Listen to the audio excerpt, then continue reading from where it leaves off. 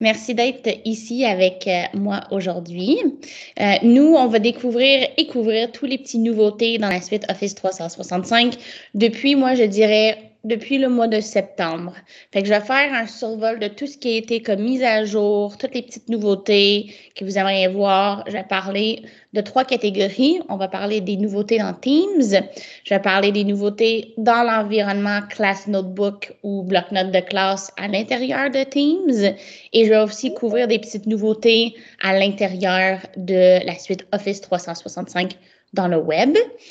Si vous voulez retrouver notre conversation, juste pour dire allô, moi je vais dire bonjour là-bas si jamais vous êtes gêné d'afficher votre caméra ou de parler de vive voix. Il y a toujours l'option chat ou l'option conversation à droite. Moi, je viens juste d'écrire là-dedans. Je vais aussi déposer ici le lien pour notre PowerPoint aujourd'hui. Si jamais vous aimeriez suivre la présentation, ce page PowerPoint-là va vous donner accès à tout ce qui est affiché sur l'écran si vous aimeriez le suivre avec nous. Donc, je mets ce lien-là tout de suite. Nouveauté, voilà. Dans notre chat. Alors, dans notre chat, s'il vous plaît, juste écrivez d'où est-ce que vous venez aujourd'hui. Êtes-vous à Montréal? Êtes-vous en Ontario? D'où est-ce que vous nous joignez aujourd'hui? Puis comme ça, on va le savoir. On va voir qui est avec nous de Montréal. Bon, bonjour, Joanne de Montréal. Alexandre aussi de Montréal. Fait qu'on est tous dans le même bateau aujourd'hui. Voilà. Montréal Collège Brébeuf. Parfait. Bien, bonjour, Jessica. Voilà le lien. Je pense que c'est le bon lien que j'ai mis pour vous qui va vous amener directement au PowerPoint si vous voulez suivre en direct avec moi. Donc, comme je vous ai dit, aujourd'hui, on va vraiment découvrir tout ce qui est les nouveautés de la suite Office 365. Comme j'ai mentionné, ça va être enregistré. Fait que si jamais vous avez des collègues de travail qui aimeraient assister plus tard, ils peuvent. Moi, je suis Alexandra Lemarquand. Je suis formatrice avec l'équipe Cobblestone. Moi, je viens de la Colombie-Britannique, mais ça fait 11 ans maintenant que j'habite à Montréal.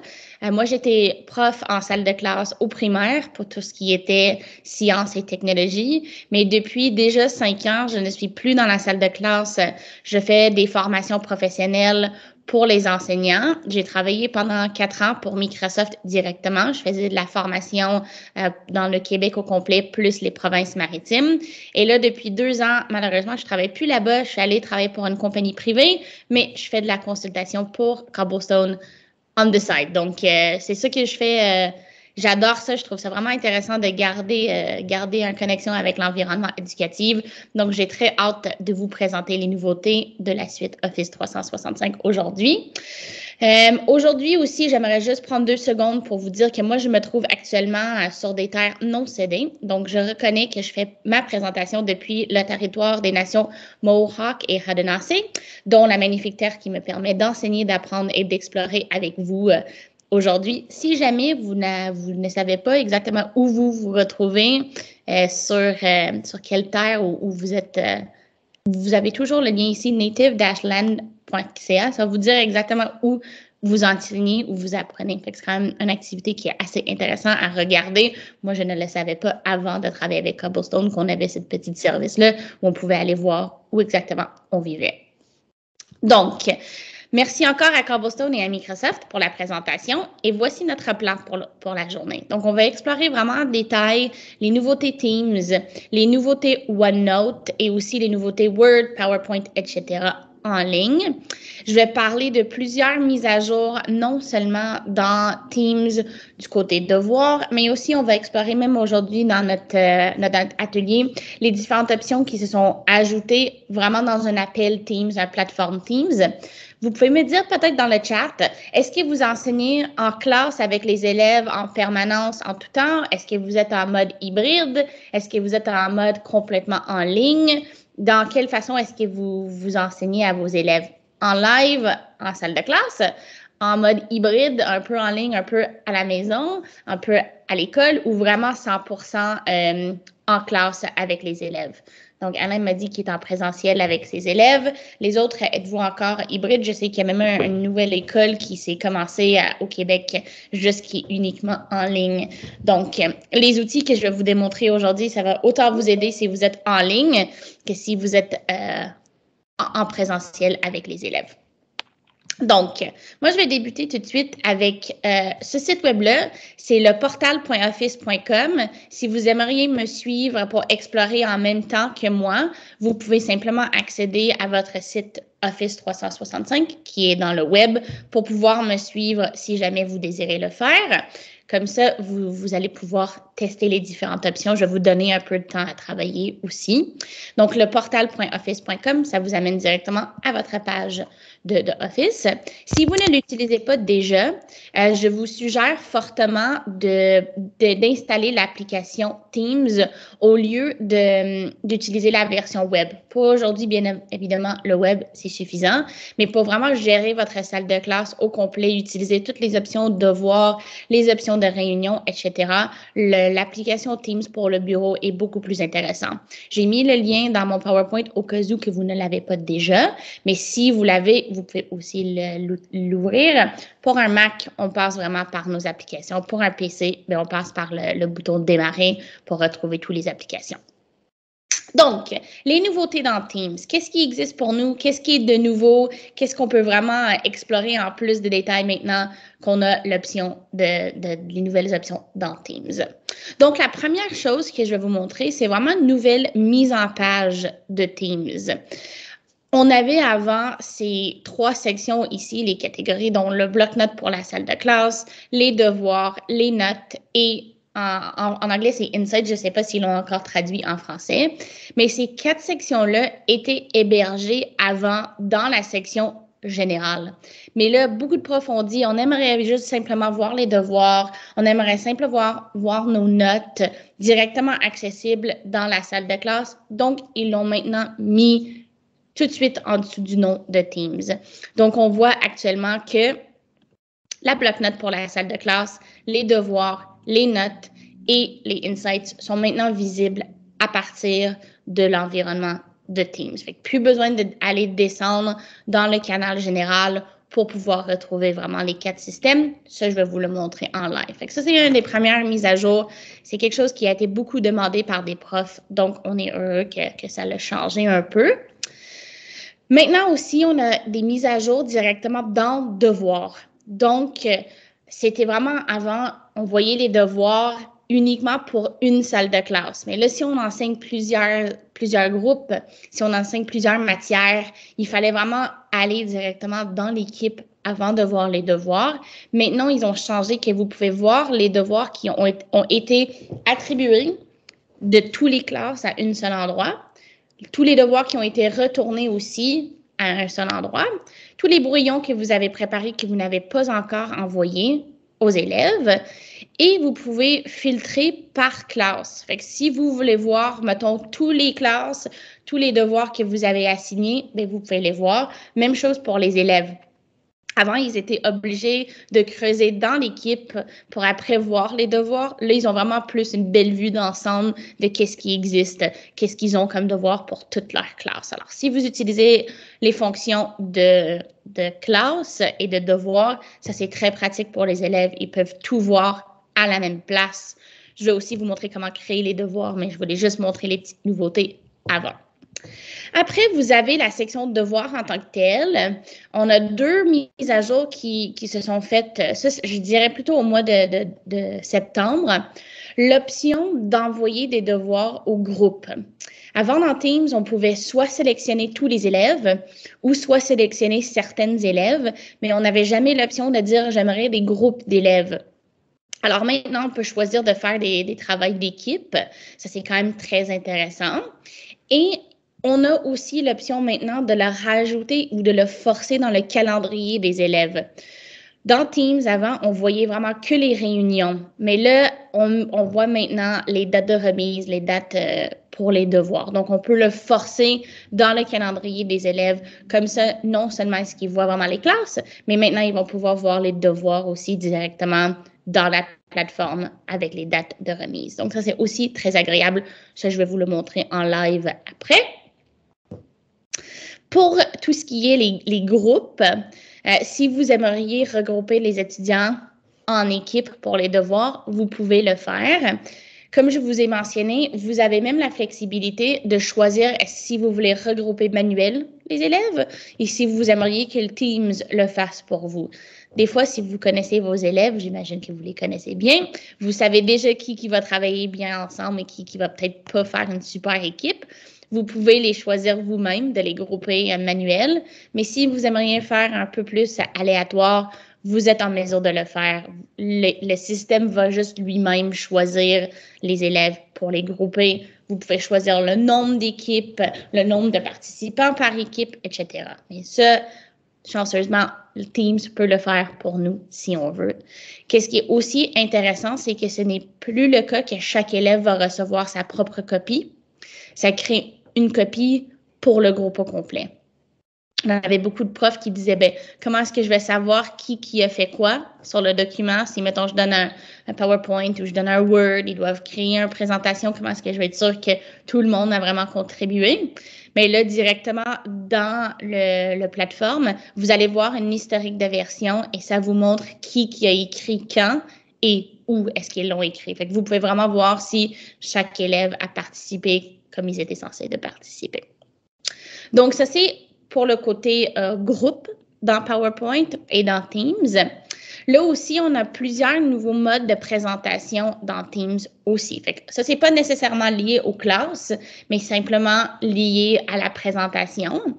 On a beaucoup de nouveaux modes de présentateurs. Je ne sais pas si vous l'avez déjà exploré, mais maintenant, on a plusieurs modes de présentation. J'utilise un en ce moment qui est vraiment mon PowerPoint en live pour tout le monde. Vous pouvez changer sur mes diapos vous-même si vous voulez parce que j'ai juste partagé le PowerPoint. Je n'ai pas partagé mon écran de PowerPoint. Alors, vous êtes vraiment en mesure de changer de diapo pour vous-même. On a un mode de présentateur où ça nous met vraiment par-dessus notre présentation. Je vais vous le dire, vous me voyez maintenant par-dessus ma présentation versus à côté. Fait que si vous avez quelque chose à partager vraiment sur votre écran, dépendamment de qui et quoi, mettons le contenu et les élèves, des fois, ça peut être pratique de dire, ben regardez ici ou on va couvrir ce concept-là. Fait que ça vous met vraiment, je me sens comme quelqu'un qui présente genre les nouvelles ou la météo, mais c'est vraiment ça, tu peux te mettre par-dessus ton écran pour peut-être avoir une interaction un peu plus intéressante pour les élèves. Sinon, tu peux toujours te mettre à côté, comme moi je le fais. C'est le contenu uniquement et moi, mon vidéo est à côté. Fait que ça, c'est nouveau aussi. On peut le mettre autant, moi, superposé par-dessus ou à côté. Je vais vous les montrer après.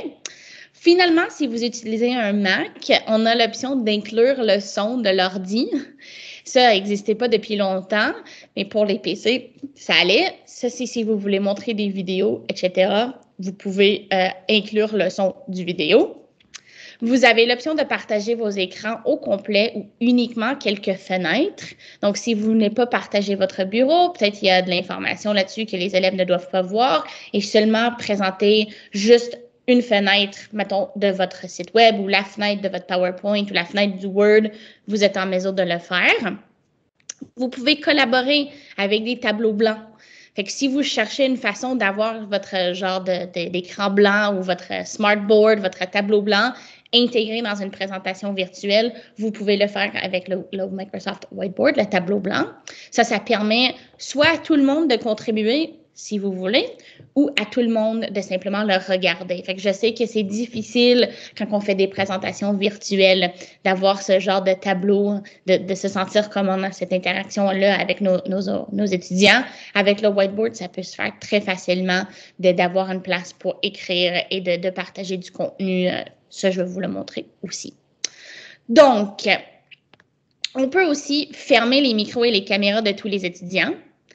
Ça n'existait pas pendant le COVID, ça aurait été quand même cool parce qu'on avait des élèves qui mettaient leur caméra, mettaient leur micro tout le temps. Là, on a l'option maintenant comme prof de gérer l'option de ne pas permettre aux étudiants d'activer le micro ou d'activer la caméra. On peut vraiment tout fermer à 100% si on en a besoin. Donc, ça, c'était les petites nouveautés dans Teams. Est-ce qu'on avait des questions? Là, je vais vous montrer vraiment en live. Ça, c'était juste pour vous montrer dans le PowerPoint. Je vais aller dans Teams pour vous montrer les options. Mais à date, est-ce que ça va? Des questions par rapport à Teams? Des trucs que vous voulez que je vous montre pour être sûr que vous voyez le tout avant que je me lance vraiment dans le démo un peu plus hands-on. Est-ce que vous avez des questions ou est-ce que ça va pour le moment? Je peux aller directement dans le côté un peu plus les mains sur les touches. Là. Good, parfait. Fait que là, au lieu de partager mon PowerPoint, je vais vraiment partager mon écran au complet. Donc, vous allez voir la différence. Là, vous voyez vraiment complètement mon environnement de tout mon ordi versus le PowerPoint avant. Donc, moi, je vais utiliser Teams dans le web, juste parce que je suis déjà dans l'environnement web. Mais si vous voulez utiliser la plateforme bureau, vous êtes 100% en mesure de le faire. Dans mon Teams, chaque école va gérer de façon différente qu'est-ce qui est apparu ici sur votre menu à gauche. À la base, normalement, on voit l'activité, le clavardage, les équipes, les devoirs, le calendrier. Il y a certaines écoles, certaines commissions scolaires qui ont enlevé la fonctionnalité appel ainsi que la fonctionnalité fichier. Ils sont toujours là, mais ils sont peut-être pas poussés par défaut. Fait qu'inquiétez-vous pas si le vôtre n'est pas exactement pareil. Normalement, par contre, on voit bien le clavardage, les équipes, les devoirs. Donc, pour voir les équipes, comme d'habitude, soit vous pouvez les voir en bloc, dans des petites cubes comme ça. Sinon, vous pouvez voir une liste. Ça dépend le nombre de cours que vous enseignez. Au fur et à mesure, ça peut être long si vous avez une liste. Donc, il y a certaines profs qui aimaient plus avoir l'aspect en gris. Si vous voulez basculer vers une version liste, vous pouvez toujours dire « J'aimerais changer l'affichage au lieu d'être une grille, d'avoir une liste. » Et là, vous allez voir toutes les équipes à gauche avec tous les canaux, tous les participants versus une grille que vous voyez vraiment uniquement les équipes en fonction sans les canaux, etc. Moi, je vais les garder comme ça. Je vais rentrer dans ma salle de classe. Et là, vous voyez que j'ai le nom de mon équipe, le bloc-notes pour ma salle de classe, donc le Class Notebook, l'aspect du programme OneNote. On a les devoirs. Les notes, ils ont changé le nom à évaluation. Donc, c'est plus notes, c'est évaluation. Et là, on voit encore Insights. Ça, on va en discuter. Si jamais vous aimeriez ajouter des élèves, retirer des élèves de votre équipe, vous avez plusieurs façons de le faire. Soit vous pouvez passer par les 3 petits points à côté pour gérer votre équipe. Là, ça va vous donner tous les paramètres. Sinon, vous pouvez ajouter un membre directement ici. Moi, j'ai toujours tendance d'aller vers gérer l'équipe parce que moi, j'aimerais voir tous mes paramètres à la même place. Ici, bien évidemment, ça va être vous comme prof. Et là, moi, j'ai 3 membres qui sont dans mon équipe. Vous avez ici l'option qui est écrite « Désactiver les commentaires des élèves ». Si jamais les élèves publient de l'information dans vos canaux, ils écrivent des messages, ils font des posts que vous ne voulez pas voir, vous pouvez simplement désactiver les commentaires. Donc, effectivement, mettre la personne sur mute. Ils peuvent quand même contribuer à tous les appels, ils peuvent quand même faire leur devoir. C'est juste que ça coupe l'option pour l'élève d'écrire dans les canaux. Ça, c'est la seule chose. Donc, il ne peut pas publier des commentaires qu'on ne veut pas voir. Si j'aimerais ajouter des membres, je peux aller directement dans « Ajouter un membre » ici. Et là, ça va me permettre d'ajouter une étudiante ou une autre enseignante. Je peux aussi aller voir dans les paramètres. Ça, je trouve ça quand même formidable pour les profs au secondaire ou au cégep. C'est que peut-être que vous ne voulez pas ajouter une centaine d'élèves ou une trentaine d'élèves. Ils sont assez vieux, assez capables d'aller s'abonner à votre équipe. Donc, qu'est-ce que vous pouvez faire au début de la session? C'est dans les paramètres, vous êtes en mesure de créer une code d'équipe. Et ce code d'équipe-là va permettre aux élèves de s'abonner à votre équipe versus vous qui êtes en mesure, en obligation de les rajouter. Donc, chaque code est individuel pour l'équipe que vous créez, pour votre Teams, pour votre classe. Moi, j'aurais tendance à dire qu'au début de la session, vous rentrez, les élèves rentrent en classe. S'ils veulent se connecter, vous êtes en mesure, mettons, de le mettre plein écran. Et là, l'élève peut s'abonner. Et ça, c'est la bonne question. Où est-ce que l'élève doit mettre le code? Comment est-ce qu'il peut s'inscrire à votre Teams, simplement ici, dans sa barre de Teams, vous avez l'option de rejoindre ou créer une équipe. Pour les élèves, l'option de créer une équipe n'est pas là. Ils n'ont pas le droit, mais ils peuvent rejoindre. Donc, on peut simplement rentrer le code qui a été affiché et automatiquement, l'élève va être inscrit dans votre équipe en tant que membre, donc en tant qu'élève et pas en tant qu'enseignant. Donc, si jamais vous ne voulez pas à chaque fois ajouter des nouveaux élèves, vous êtes en mesure, simplement en passant par le Teams, en cliquant sur les 3 petits points pour aller dans « Gérer l'équipe ». Et dans les paramètres, vous retrouvez l'option du code d'équipe. Il est là. Si jamais, après chaque cours, vous voulez le réinitialiser, parce que vous dites peut-être que mes élèves vont partager mon code et j'aurai des élèves d'une autre classe qui viennent s'inscrire dans mon cours, puis ça n'a pas rapport, vous pouvez toujours réinitialiser, avoir un nouveau code, et là, l'ancien code ne fonctionnerait plus. Fait que tu ne tomberas pas avec des élèves que tu ne veux pas dans ton équipe. Donc, ça, c'était quelques petits paramètres que je voulais juste surligner. C'est des trucs que les gens, des fois, ne sont pas au courant. Donc, ça, c'était les petits paramètres. Là, je rentre dans mon équipe et j'aimerais aller voir les devoirs. Parce que c'est là, bien évidemment, qu'on a reçu plusieurs mises à jour. Et là, je peux voir les devoirs que j'ai assignés uniquement pour ce cours, les devoirs qui ont déjà été remis et des brouillons que peut-être j'ai créés que je n'ai pas actuellement envoyés à mes élèves. Cette mise en page va uniquement me montrer les devoirs de ma classe ici.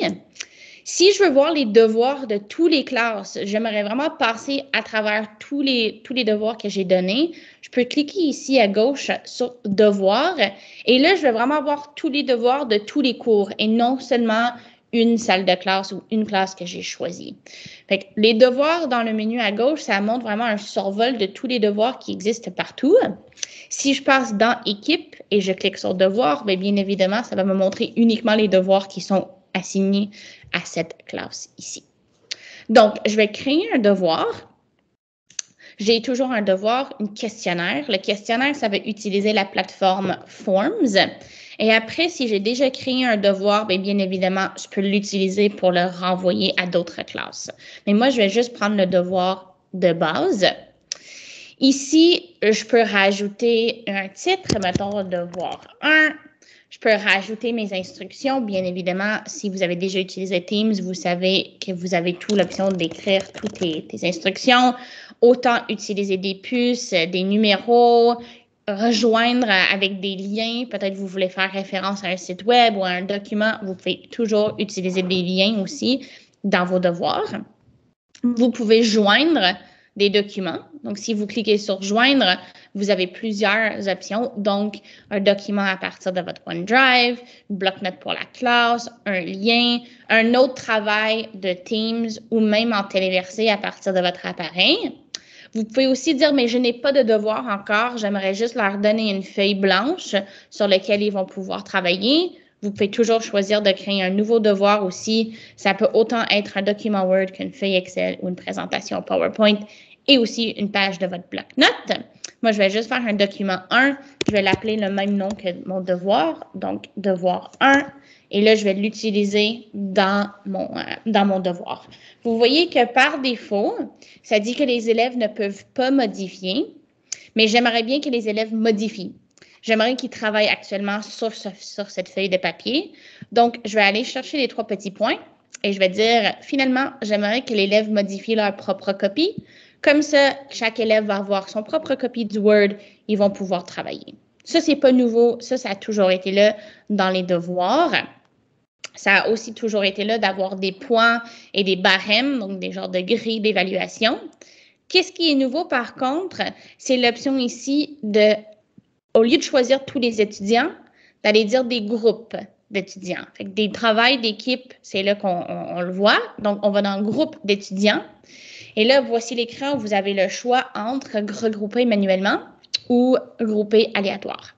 Si je fais manuellement, je vais faire créer des groupes et là, vous voyez que ça me sort ma liste d'élèves. Donc, je peux dire peut-être elle, puis lui, c'est une équipe. Je peux le nommer. Fait qu'au lieu de dire un groupe, je peux le nommer, mettons, équipe 1. J'ai des élèves, je vais le mettre à jour. Là, je peux aller créer un nouveau groupe. Bien évidemment, il me reste une élève, mais dans votre cas, il y en aura plusieurs. Vous pouvez le créer et le renommer. Vous pouvez les donner les noms que vous voulez. Équipe 2. Et là, on va le mettre à jour. Et voilà, j'ai terminé. Là, j'ai donné, ça me dit que j'ai 0 sur 3 qui reste. Fait que je sais que j'ai attribué des élèves à chaque groupe. Si je ne veux pas, je peux recréer les groupes. Et je peux dire, bien, choisis aléatoire. Combien de groupes est-ce que vous voulez? Mettons, je veux 3 groupes. Ça me dit tout de suite combien d'étudiants vont être dans chaque groupe. Ça me va. Je le crée, groupe 1, groupe 2, groupe 3, et je peux terminer. Là, je sais que chaque groupe va avoir leur propre copie. L'élève ne va pas recevoir tout seul le devoir, il va recevoir une copie d'équipe. Et après ici, bien évidemment, je peux ajouter les devoirs dans le calendrier. Donc, je peux dire, oui, j'aimerais le mettre pour les étudiants. J'aimerais le mettre pour les étudiants et aussi pour moi, pour m'en rappeler que j'ai un devoir que j'ai assigné. Et où je peux dire, tous les professeurs, mettons que vous êtes en coéquipe, vous enseignez avec d'autres profs, tout le monde peut être notifié. Moi, j'aurais tendance à dire les étudiants et moi, juste simplement pour moi me rappeler aussi. Et après, je peux dire affecter. Ça va envoyer le devoir. Ça va avoir un devoir par équipe d'élèves. Et maintenant, l'élève va pouvoir aller regarder dans les devoirs.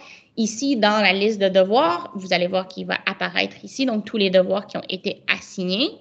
Et vous allez aussi voir que dans les équipes, dans devoirs, on a maintenant un devoir ici qui a été assigné. Aussi, ça va le publier si vous voulez dans le canal général. Si vous ne voulez pas que ça soit publié, vous n'êtes pas obligé maintenant de le publier directement dans le canal général comme on était forcé avant. Donc, est-ce qu'il y avait des questions par rapport aux devoirs dans Teams, par rapport à tout ce qui était la mise en place, la mise en situation de l'environnement de devoirs? Est-ce que c'est vraiment là qu'on a vu des gros mises à jour? Ou est-ce que je peux continuer avec le côté présentation et après on se lancera dans le reste des mises à jour Office? Puis juste me dire si oui ou non, ça va pour le moment ou pas. Je vais juste voir si ça va pour tout le monde. Puis si vous avez des questions, n'hésitez pas, ça ne me dérange pas du tout si vous posez des questions à vive voix, si vous en avez. OK, parfait. L'autre truc, donc je vais vous repartager mon écran et je vais vous remettre là-bas sur l'écran. Si vous êtes le présentateur, comme vous voyez mon écran de présentation en ce moment, vous avez ici des salles pour des petits groupes. C'est des genres de breakout room. Alors, si ça vous tente de splitter votre classe, si vous faites une présentation virtuelle comme on est en ce moment, et vous désirez fournir des discussions d'équipe qui sont des petits groupes, vous pouvez le faire avec Teams. Je ne sais pas si vous le savez, mais cette petite carré-là vous permet de faire des petits groupes. Donc, vous pouvez dire, ben mettons, j'aimerais nous splitter en 2 groupes. J'aimerais aussi que ça nous divise en plusieurs groupes individuels. Donc, ça veut dire, OK, j'aimerais créer des salles. Là, ça veut dire, OK, bon, ben, Alex, tu vas avoir 2 salles ou 3 salles ou une salle comme vous choisissez. Et ça va pousser les gens dans les différentes salles. Fait que là, vous voyez, on est toujours là. Je ne vais pas vraiment le faire. Mais vous voyez que j'ai quelques personnes ici. Donc, j'ai 4 personnes dans la salle numéro 1 et j'ai 4 personnes qui se retrouvent dans la salle numéro 2. Donc, si moi, comme prof, j'aimerais les séparer pour fournir, mettons, une discussion, je peux très facilement créer des sous-groupes dans mon meeting. Si je ne veux pas, si j'aime pas les groupes, je peux les remélanger. Si j'aimerais rajouter une autre salle pour peut-être dire, ah, finalement, je voulais 3 salles, je peux séparer les élèves. Si j'aimerais créer une genre d'environnement de discussion avec une date terminée, une heure terminée précise, je peux aller dans les paramètres pour dire, ben moi, j'aimerais définir que il y a une limite de temps. Moi, je vais permettre aux élèves d'avoir une discussion pendant 6 minutes. Alors, dès que les 6 minutes se terminent, tout le monde va automatiquement être repoussé vers la réunion principale. Je peux aussi dire que les élèves ne peuvent pas retourner à la réunion principale sans que je les ramène. Fait qu'on ne peut pas avoir des élèves qui quittent leur discussion. On peut aussi avoir l'option de désigner un présentateur dans chaque réunion. Fait que si tu as quelqu'un qui va peut-être présenter leur avis, présenter une idée, présenter une présentation et vous voulez vraiment que ce soit uniquement cette personne-là qui peut partager l'écran et faire comme moi je fais en ce moment, vous pouvez assigner une présentateur précise pour chaque salle. Fait que ça, c'est quand même très cool. Ça fournit vraiment un environnement de communication et de collaboration un peu différent parce qu'on peut travailler en petits groupes. Si vous voulez réutiliser les mêmes groupes, vous êtes en mesure de le faire. Dès que les groupes sont actuellement créés, bien, vous pouvez avoir une genre d'annonce et vous pouvez annoncer à tout le monde qu'est-ce qui se passe, genre vous revenez dans 3 minutes ou genre utilisez ce lien. Tu vas vraiment publier une petite description, une petite annonce pour toutes les équipes. Donc ça, c'est assez agréable. C'est quand même une fonctionnalité de Teams qu'on ne voit pas très souvent, mais qui est très pratique si jamais vous aimeriez fournir des petits groupes pour des discussions. Après ça, vous avez aussi dans autres actions, quelques petites nouveautés, des mises à jour. Vous avez toujours maintenant l'option d'aller regarder les options de réunion. Donc, moi, techniquement, aujourd'hui, c'est moi qui ai paramétré cette réunion-là. Donc, qui pouvait éviter la salle d'attente? Moi, j'ai dit que c'est uniquement moi. Je ne voulais pas que les gens embarquent dans ma réunion avant que moi, j'étais prête. Donc, j'ai mis que c'est que moi. Donc, si jamais vous êtes dans une situation où les élèves embarquent dans une réunion Teams, avant que vous êtes là, bien, vous pouvez choisir cette option-là pour dire c'est uniquement moi qui peux éviter la salle d'attente. J'ai aussi dit est-ce que vous voulez annoncer quand les appelants arrivent ou quand ils s'en vont?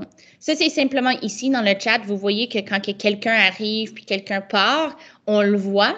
Si on ne veut pas le voir, on peut aller dans les options de réunion et dire je ne veux pas que les élèves, qu'on annonce quand les gens arrivent ou quand ils partent. Vous pouvez aussi choisir qui peut présenter.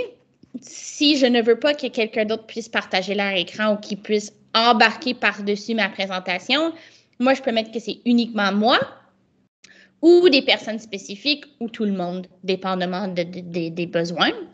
On peut ici choisir l'option d'avoir le micro et la caméra pour les participants. Alors, si moi, je ne veux pas du tout que les gens puissent se présenter à part moi, je ne veux pas les entendre, je ne veux pas les voir, mais je peux tout fermer. Comme ça, c'est uniquement vraiment moi.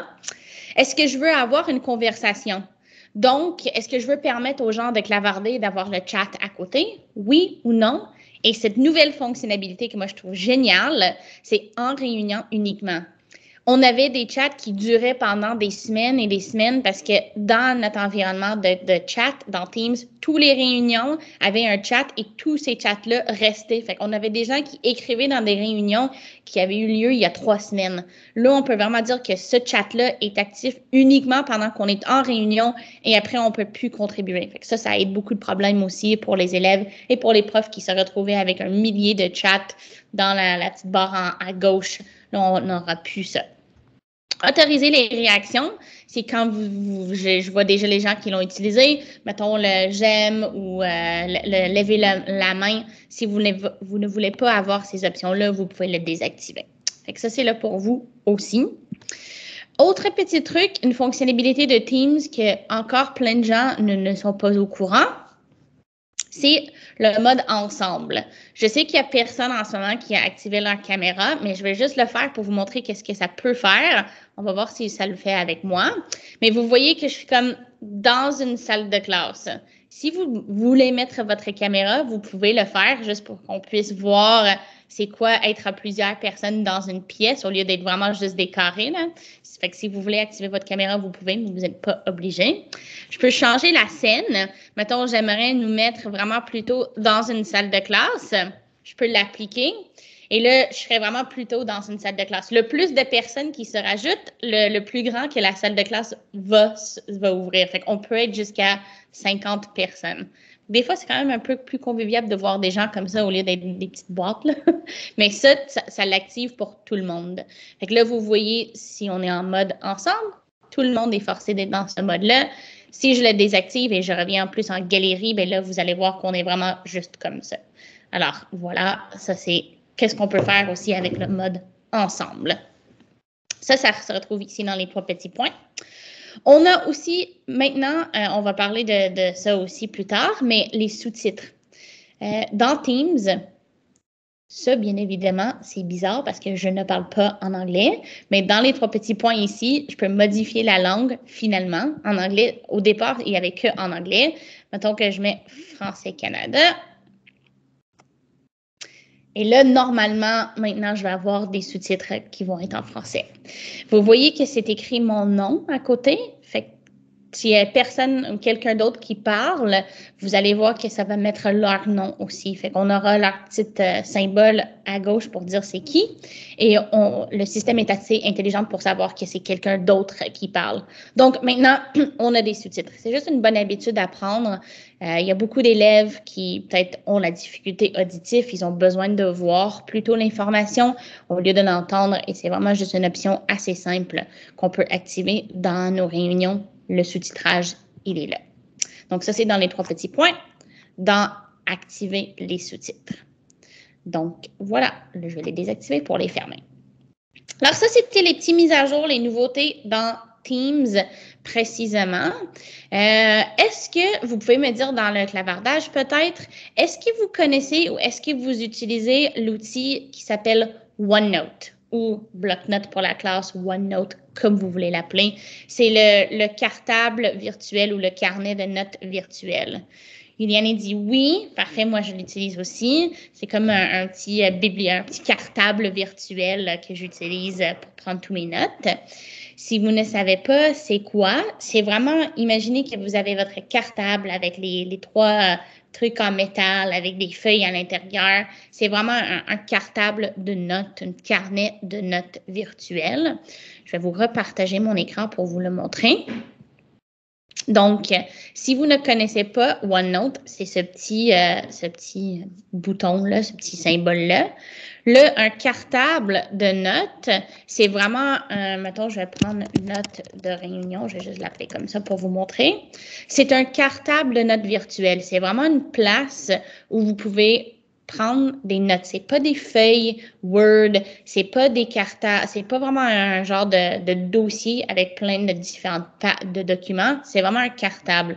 Fait que je peux avoir des sections. Mettons, je suis prof, je vais avoir une section de maths, je vais avoir une section d'anglais, je vais avoir une section de sciences. C'est vraiment, vous devrez le voir vraiment comme un cartable avec des sections. Puis dans chaque section, vous pouvez avoir des pages. Donc, si vous voulez prendre des notes sur la leçon ou sur le cours que vous donnez, vous pouvez le faire. Pour les élèves, c'est un outil incroyable pour les notes, surtout au secondaire, université, cégep.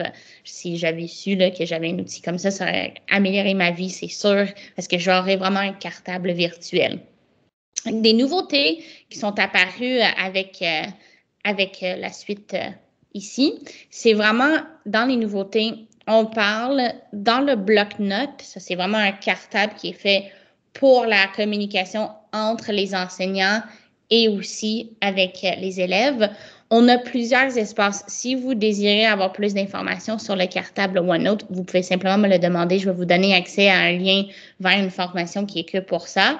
Mais si vous utilisez déjà OneNote, si vous utilisez déjà le bloc-notes avec les élèves, vous voyez maintenant qu'il y a par défaut une section qui est uniquement réservée aux profs et ils ont rajouté l'option de finalement supprimer une page pour tout le monde. Donc, je vais vous montrer où vous pouvez le retrouver parce que si vous ne l'explorez pas encore, ça ne veut pas dire que vous n'êtes pas en mesure de l'explorer. Si vous êtes dans votre environnement Teams, vous voyez que vous avez votre bloc-notes pour la classe qui se retrouve juste ici. Si vous ne l'avez jamais configuré, vous pouvez le configurer. C'est quand même assez simple à faire. Donc, moi, je vais configurer mon bloc-notes et je vais aller avec un bloc-notes vide. Donc, dans mon cartable, mon carnet de notes, mon cartable de notes, automatiquement, quand on a le bloc-notes qui est intégré dans Teams, on a 4 sections précises qui ont été prédéterminées pour nous par le système. On a un espace de collaboration qui permet aux enseignants et aux élèves de modifier le contenu ensemble. Il faut le voir vraiment comme un espace d'équipe, un espace de collaboration. Tout le monde peut travailler ici, tout le monde peut prendre des notes ensemble ici. Fait que si vous cherchez un genre de tableau blanc, vous cherchez un environnement où les élèves peuvent faire des travaux d'équipe, faire des genres de graphes, ça c'est une super place pour le faire. C'est vraiment un espace collaboratif où tout le monde peut travailler. Après ça, vous avez votre bibliothèque de contenu. C'est ici que vous, comme prof, vous pouvez publier vos supports de cours, vos notes de cours. Vous pouvez publier ici peut-être vos PowerPoint, vos grilles d'évaluation, tout qu'un élève doit regarder, mais jamais modifier. Alors, cette bibliothèque de contenu-là, c'est vraiment une place pour vous comme prof. C'est au lieu de peut-être envoyer les informations par courriel aux élèves, vous pouvez simplement le déposer dans votre bibliothèque et tous les élèves peuvent aller en prendre avantage. C'est vraiment un espace pour les élèves uniquement d'aller consulter. Après ça, vous avez une section qui est réservée uniquement pour vous. Ça, c'est une place idéale pour prendre, mettons, les notes de classe ou faire les évaluations, etc. C'est vraiment une section qui est uniquement réservée à vous. Il n'y a personne d'autre qui est en mesure de le voir. Et la dernière section, c'est un espace privé pour chaque élève. Fait que l'élève peut même prendre ses propres notes de cours ici, tout intégré dans le même système, dans le même notebook que le reste, mais que vous avez accès à voir vraiment à travers tout. Donc, je vais vous montrer ça. Par défaut, ça vous donne 4 catégories. Donc, mettons, j'ai ma classe. Dans ma classe, ça va être mon bloc-notes pour l'élève. Puis, par défaut, ça me donne les documents, les notes de cours, le travail, puis des questionnaires. Mettons, moi, avec mes élèves, je ne vais jamais faire de questionnaire. J'aimerais faire plutôt des projets. Donc, je vais créer une section projet. Ça, je crée pour l'élève leurs espaces de travail. Ce n'est pas pour moi, c'est vraiment pour chaque élève. Donc, je vais faire créer. Et ça va vous montrer vraiment, ça va le créer pour vous. Vous allez peut-être mieux voir comment c'est organisé. Le bloc-notes, moi, je dirais que c'est vraiment un niveau 2. Mettons Teams, vous le connaissez déjà bien, vous travaillez bien avec les devoirs, tout va bien, mais là, vous cherchez vraiment une façon d'augmenter l'expérience virtuelle des élèves. Vous cherchez une façon d'envoyer des devoirs, d'avoir un espace où les élèves peuvent prendre leurs propres notes. Mais ça, c'est vraiment le bloc-notes. C'est vraiment un niveau 2.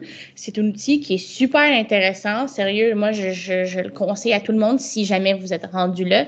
Mais n'inquiétez-vous pas si c'est la première fois que vous le voyez. C'est normal. C'est vraiment, je dirais plus, comme j'ai dit, un niveau 2. Donc, j'ai créé mon cartable.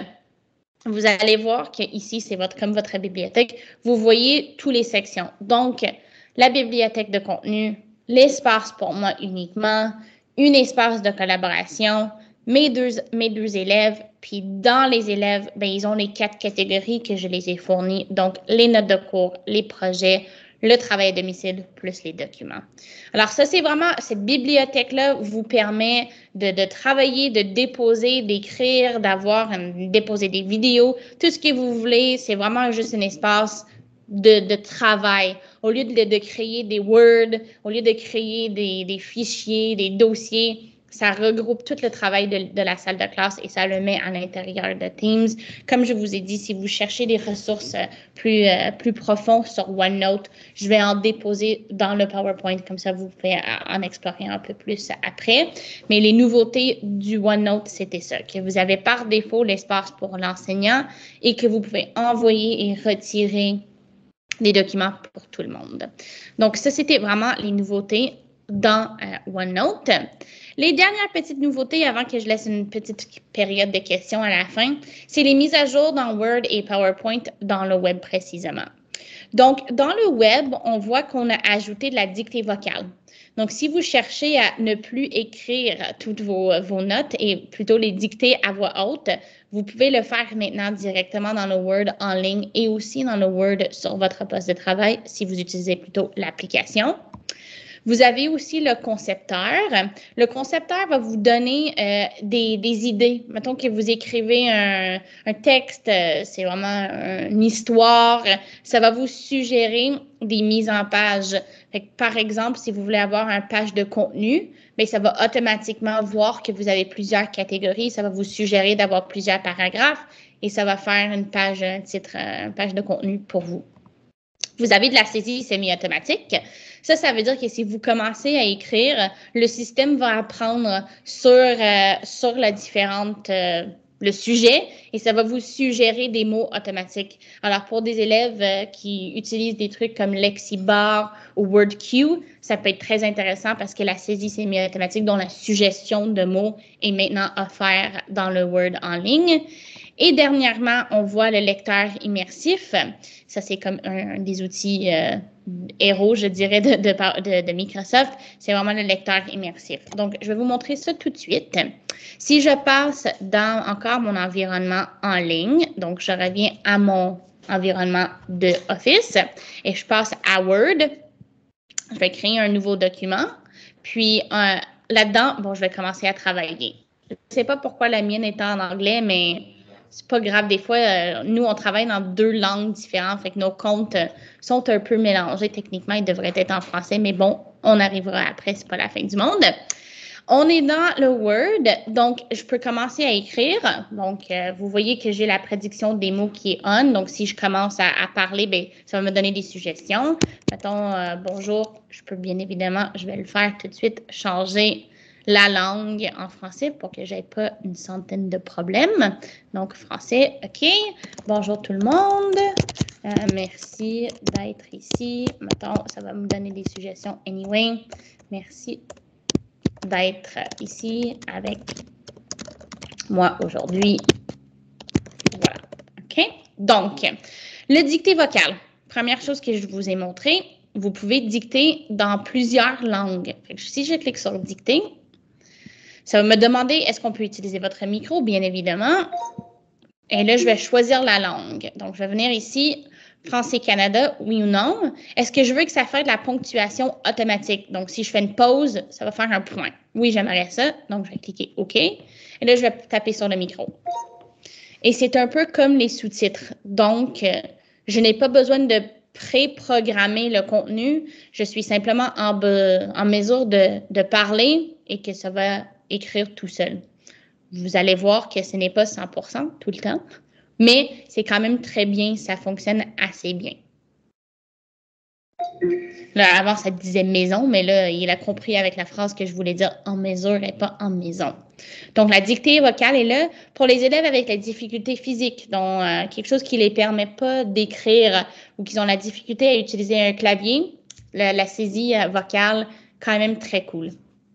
Concepteur, comme je vous ai dit, ça va vous donner des idées d'améliorer le document.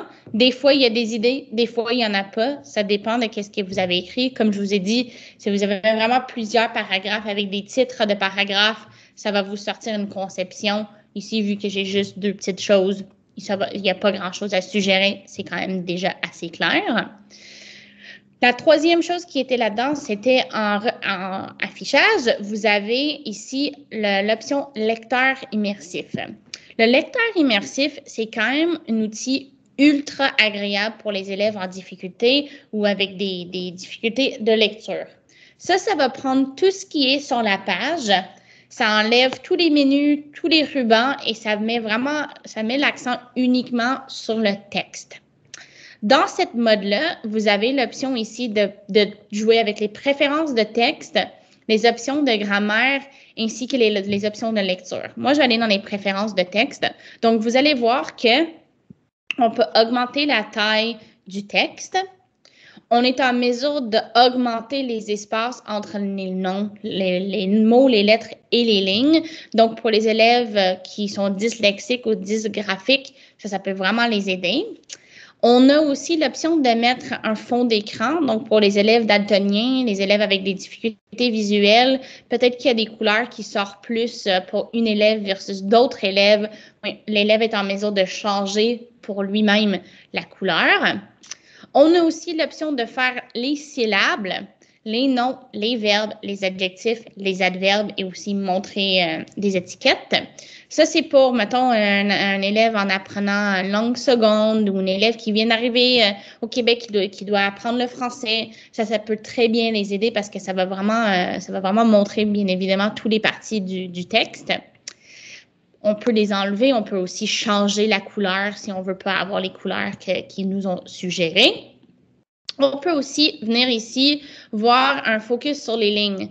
Donc, une ligne à la fois pour les élèves qui ont peut-être des TDAH, c'est difficile pour eux de lire quand il y a trop de texte, mais on peut vraiment faire une focus sur les lignes, mettons une ligne à la fois ou 3 lignes à la fois, et là, on peut vraiment juste sauter 3 lignes à la fois pour bien lire notre document. On a aussi, ça c'est plutôt pour les enseignants au primaire ou maternelle, on a une dictionnaire qui est un dictionnaire visuel qui est qui est déjà intégré. Donc, mettons, je veux savoir c'est quoi bonjour, je veux savoir c'est quoi le mot monde, ça va me montrer. C'est quoi aujourd'hui? Bien, ça me montre que c'est aujourd'hui. Ça veut dire quoi? Mettons, contenu, c'est du contenu. C'est quoi écrire? Bien, ça va me le montrer. Fait qu'il y a un dictionnaire visuel qui est déjà intégré dans le lecteur immersif. Et dernière chose, c'est l'option de traduire. Donc, si je veux faire, mettons, en français, j'aimerais le traduire vers l'anglais. Je peux faire mot par mot, donc je veux savoir c'est quoi écrire, ben c'est write. Je veux savoir c'est quoi parler, speak. Ou je peux faire clairement le document au complet, donc je vais avoir l'original qui était en français et je vais avoir la copie en anglais. Tout ça, ça change absolument rien du tout au côté document. Donc, si je sors du mode lecteur immersif, j'ai rien changé vraiment sur mon document en tant que tel. J'ai vraiment que joué avec le mode de lecteur immersif. Donc, ça, c'est quand même très agréable. C'est un outil qui existe depuis quand même beaucoup de temps dans l'environnement Microsoft. Et maintenant, il est vraiment intégré partout. La dictée vocale aussi, il est vraiment intégré partout avec Word. Et notre dernière chose pour la journée aujourd'hui, c'est maintenant le concepteur dans PowerPoint ainsi que les sous-titres dans PowerPoint, aussi 2 nouveautés qui ont sorti. Donc, je reviens à mon environnement Office dans le web. Comme j'ai dit, tout ça est aussi à faire sur la version bureau. C'est ce que des fois, on arrive dans des ateliers et des gens n'ont pas accès aux applications bureau. Ils utilisent uniquement le web. Donc, j'aimerais toujours montrer le web parce que c'est vraiment accessible à tous. Donc, je vais passer directement sur mon PowerPoint et je vais ouvrir mon PowerPoint. Vous voyez, c'est un PowerPoint normal. Mettons que je vais faire une présentation sur les trains. Si j'écris train, vous allez voir que automatiquement, le concepteur de PowerPoint embarque par-dessus et ça me donne des suggestions liées au train. Fait que vous voyez que celui-là, c'est vraiment une image une vidéo d'un train qui passe. Comme vous voyez là, c'est un train qui passe. Si je choisis peut-être celui-là, mais là, c'est plus une vidéo de train.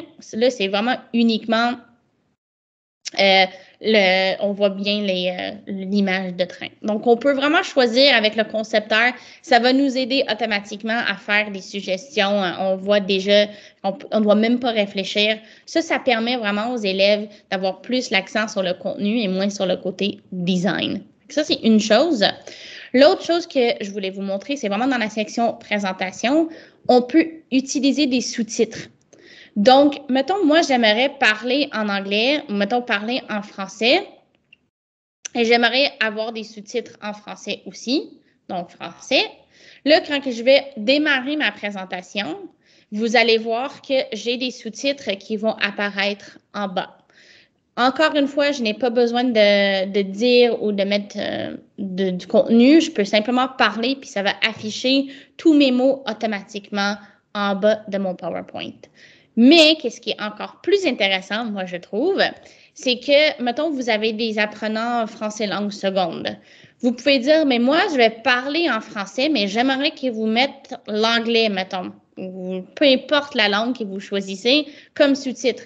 Donc, moi, je vais quand même encore continuer de parler en français, mais les sous-titres vont apparaître en anglais. Fait que non seulement est-ce que ça fait le sous-titrage, mais ça fait de la traduction instantanée par rapport à ma présentation. Donc, moi, je trouve ça incroyable que c'est non seulement capable de me comprendre, mais après de bien le traduire dans une autre langue quasiment instantanée. Donc, ça, c'est très, très, très intéressant dans le PowerPoint aussi. On le retrouve dans la section diapo. Dans les sous-titres, on choisit simplement ici la langue qu'on va parler et la langue du sous-titrage. Donc, c'est ça, c'est toutes les petites nouveautés que j'avais à vous montrer aujourd'hui. Je voulais vous montrer ici que vous avez d'autres ressources si vous désirez. Vous avez un site de education.microsoft.com. J'ai mis le site en français aussi. Il y a plus de formations que vous pouvez suivre ici en anglais, mais il y en a encore en français. Ce site-là, il contient vraiment toutes les ressources et l'information cool que vous pouvez apprendre sur Microsoft. Il y a plein de cours, plein de formations que vous pouvez suivre vous-même. Si vous vous connectez avec votre adresse de votre école, donc vous faites une connexion vraiment avec votre école, votre adresse courriel de votre école. Je vous ai donné ici dans la présentation un petit code que vous pouvez réclamer pour dire que vous avez suivi 1 heure de formation professionnelle. Donc, si vous avez besoin d'accumuler, des heures de formation professionnelle, ce petit code-là, vous allez sur le site de Microsoft, vous dites si j'aimerais mettre mon code que je vous ai donné là, et ça va vous donner vraiment un certificat que vous avez complété 1 heure de formation professionnelle. Donc, ça, c'est une ressource qui est quand même intéressante pour vous.